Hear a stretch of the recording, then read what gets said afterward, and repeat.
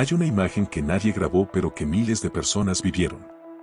Un pasillo largo, luz blanca de foro, el olor a maquillaje barato mezclado con humo de cigarro y al fondo una puerta cerrada.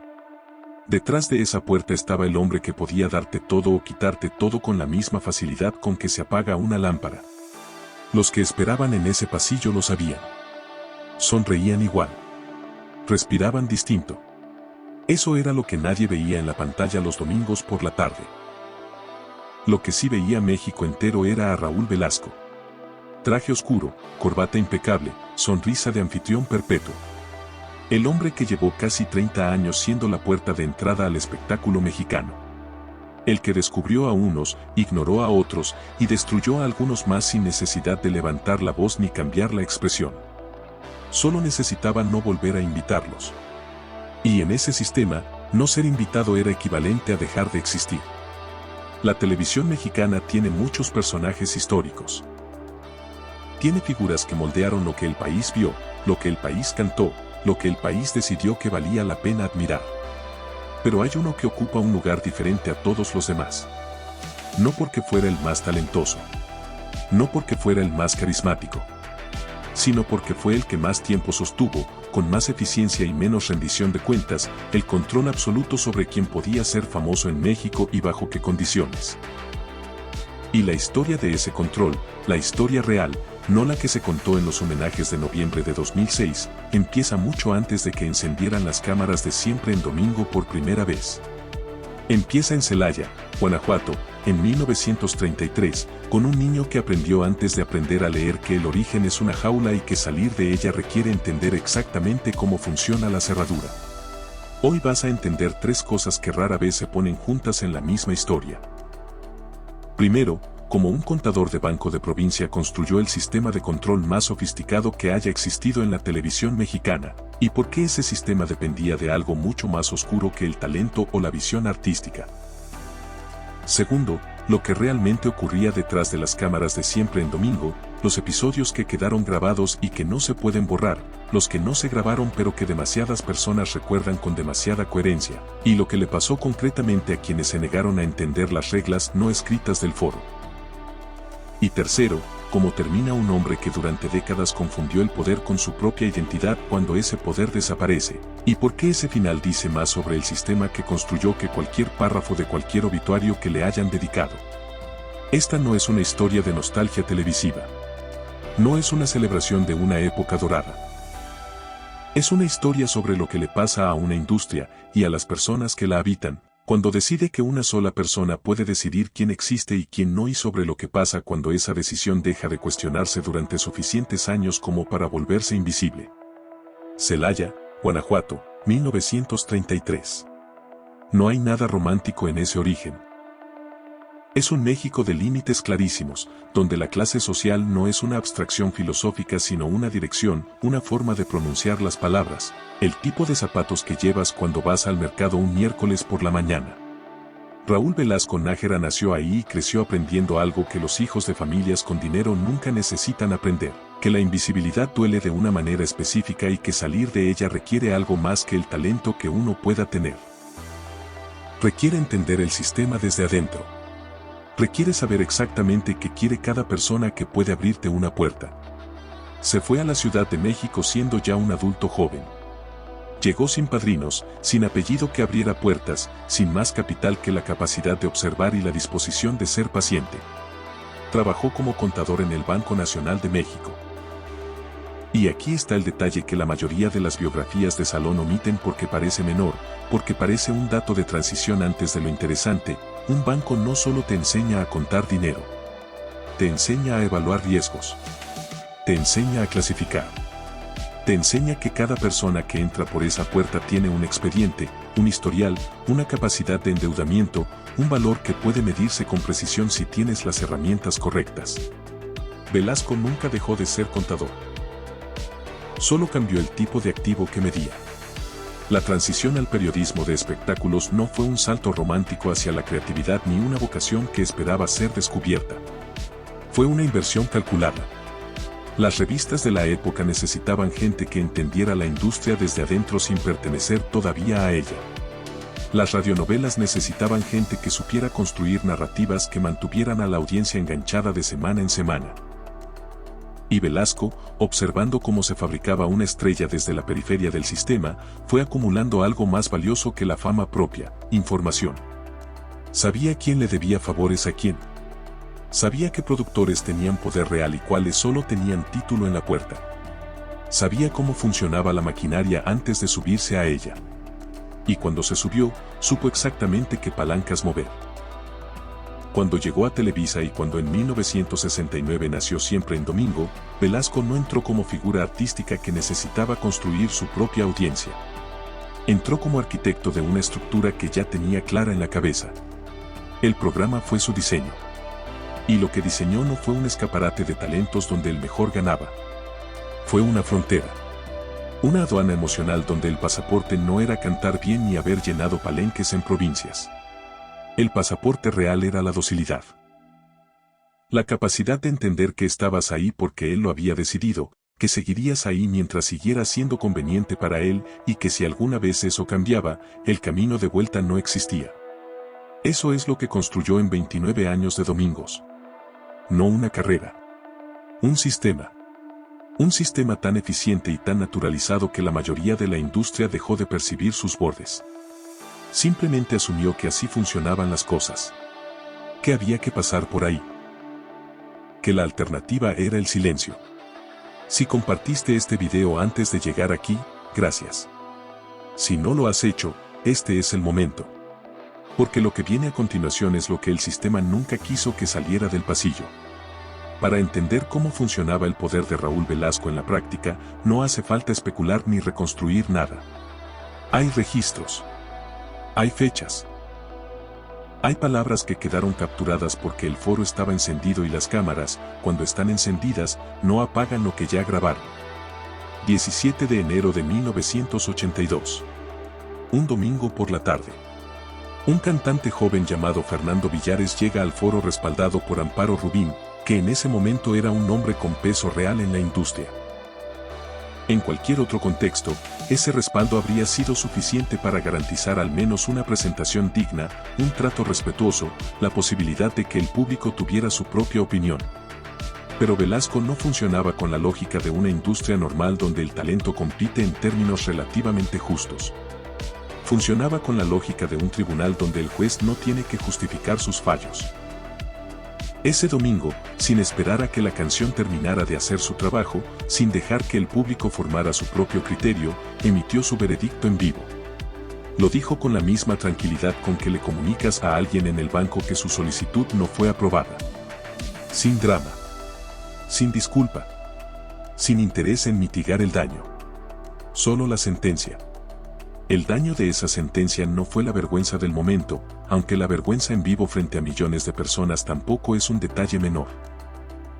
El daño real fue lo que ocurrió después. La industria memorizó el veto.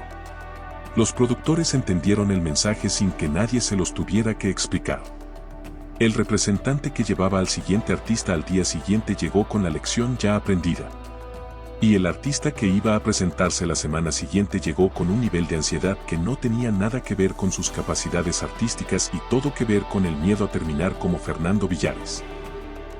Así se sostiene un sistema de control. No con la amenaza constante sino con los ejemplos periódicos.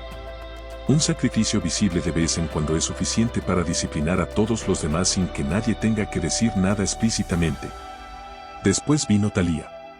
Año 1990. Una figura emergente con el tipo de energía escénica y el tipo de presencia que debería ser intocable en un foro de televisión que supuestamente busca talento. Velasco la miró y decidió que necesitaba una etiqueta.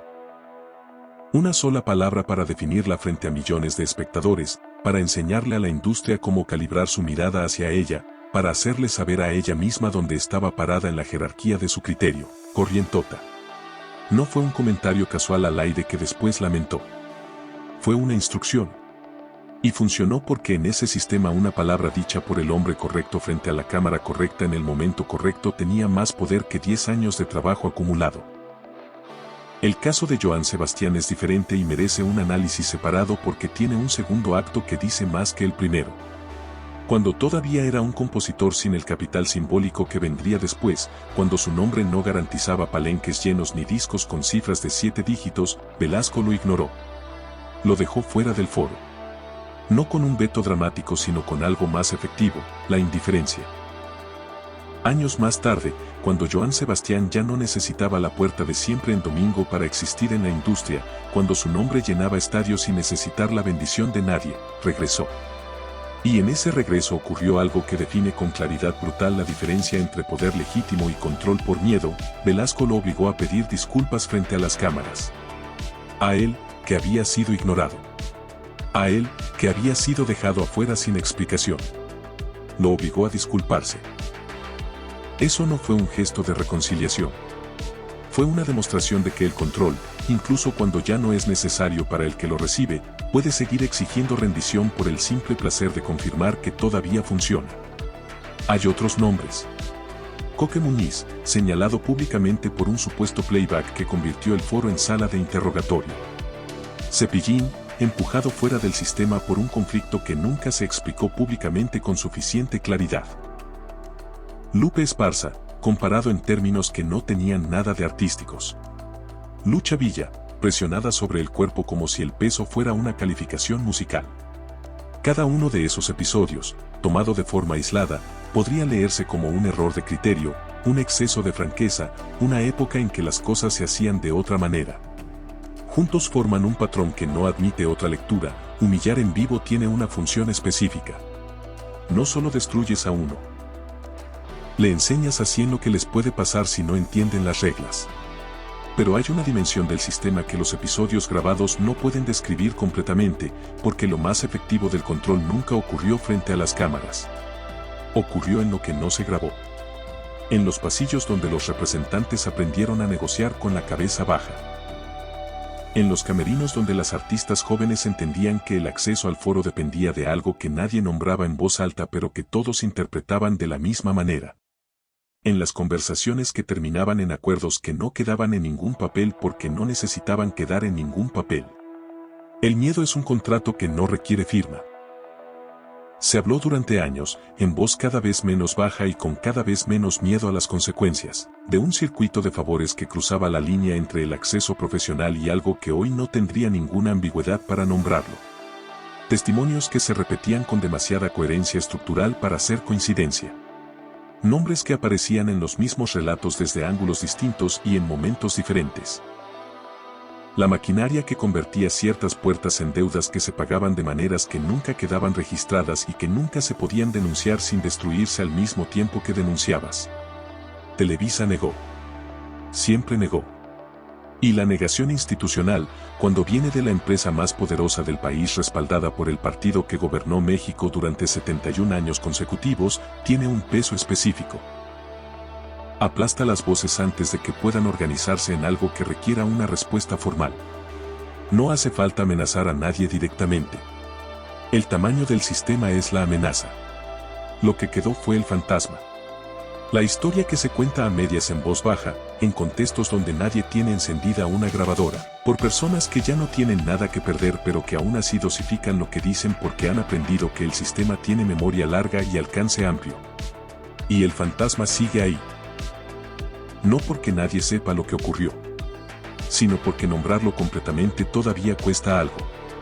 Suscríbete ahora si llegaste hasta aquí. Lo que sigue es la parte que los homenajes póstumos siempre se saltan.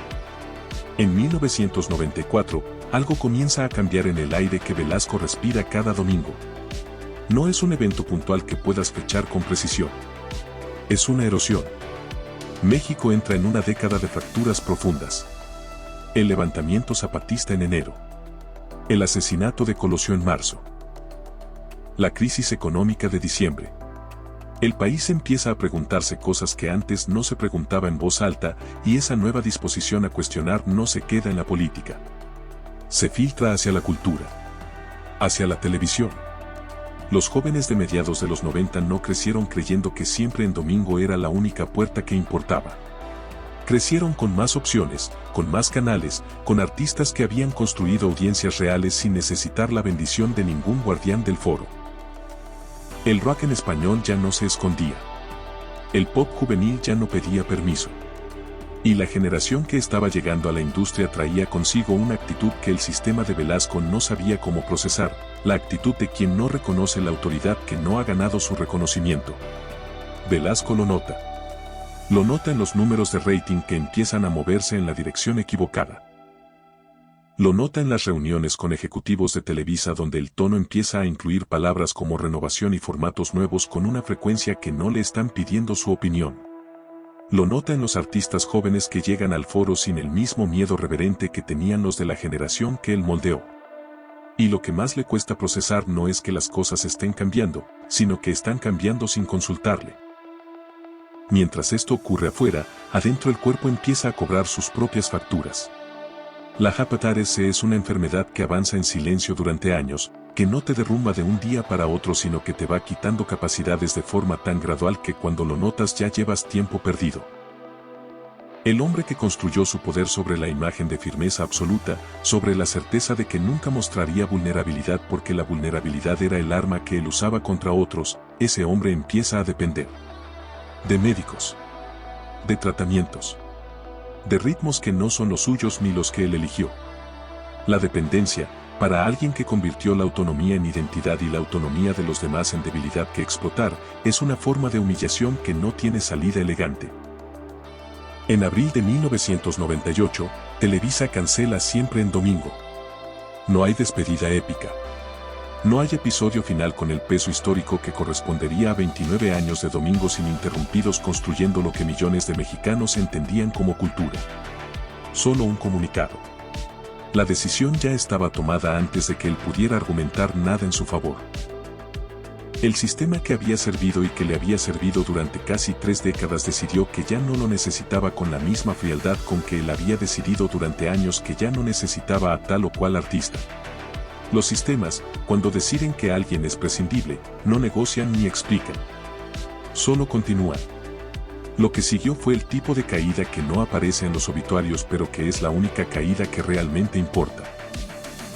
La caída del que descubre que su identidad estaba completamente construida sobre algo que existía fuera de él y que desapareció de un momento a otro sin que pudiera hacer nada para detenerlo. Sin el foro, sin la cámara, sin la capacidad de decidir quién existía y quién no, Velasco no tenía un repositorio personal de quién ser. Tenía el recuerdo de quién había sido. Y los recuerdos, cuando se está solo y enfermo, no siempre son amables. Las llamadas se espaciaron. Los artistas que durante décadas bajaban la cabeza cuando lo veían ya no lo buscaban porque ya no tenían nada que pedirle. Los ejecutivos que dependían de su aprobación para hacer carrera ahora tenían otros árbitros, otras puertas, otros guardianes. Los medios que habían sido sus aliados naturales mientras el poder los respaldaba mutuamente empezaron a escribir sobre él con la distancia de quien describe el pasado, con esa forma específica de hablar sobre alguien que ya no puede hacerte ni daño ni favor. Hubo conflictos legales. Demandas. Versiones cruzadas sobre contratos, sobre regalías, sobre decisiones que en su momento se tomaron en la zona cómoda de los acuerdos informales donde nadie pregunta demasiado y ahora tenían que defenderse en espacios donde todo queda registrado y todo puede revisarse. El hombre que había operado siempre en esa zona donde los compromisos no se firman y las conversaciones no se graban ahora tenía que explicar cosas ante personas que no estaban dispuestas a simplemente aceptar su palabra. Y mientras esto ocurría, los testimonios de artistas que habían pasado por su foro empezaron a circular con menos miedo. No como denuncias organizadas ni como campañas coordinadas, sino como relatos que salían cuando la persona que los contaba ya había esperado suficientes años como para sentir que el tiempo le daba cierto permiso. Carreras truncadas por decisiones que nunca fueron explicadas. Humillaciones que quedaron registradas en la memoria de quienes las vivieron aunque no quedaran en ningún archivo oficial. Presiones que en ese momento nadie podía nombrar porque nombrarlas era cerrarse todas las puertas simultáneamente y muchos de esos artistas todavía necesitaban las puertas abiertas para sobrevivir. El sistema de Velasco dependía del silencio de las personas que lo sostenían desde abajo. Y ese silencio se sostenía mientras el miedo era más grande que la necesidad de hablar.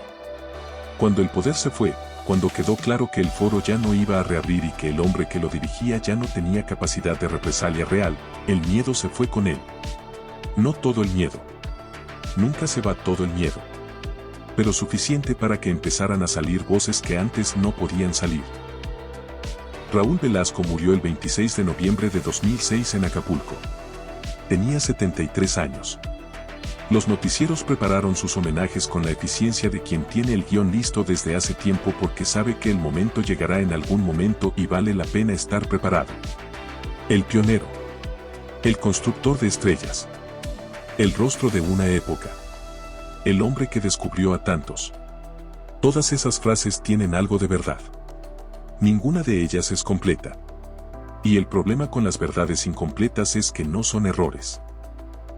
Son decisiones. Los homenajes no dijeron, porque los homenajes no están diseñados para la incomodidad sino para la celebración y la despedida ordenada, que murió en el mismo silencio que él había usado como arma durante 3 décadas. El foro ya no existía.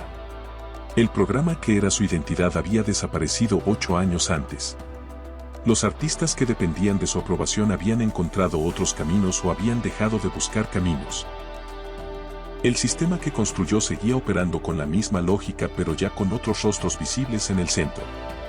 Murió sin que nadie le exigiera una respuesta pública sobre lo que ocurrió en esos pasillos.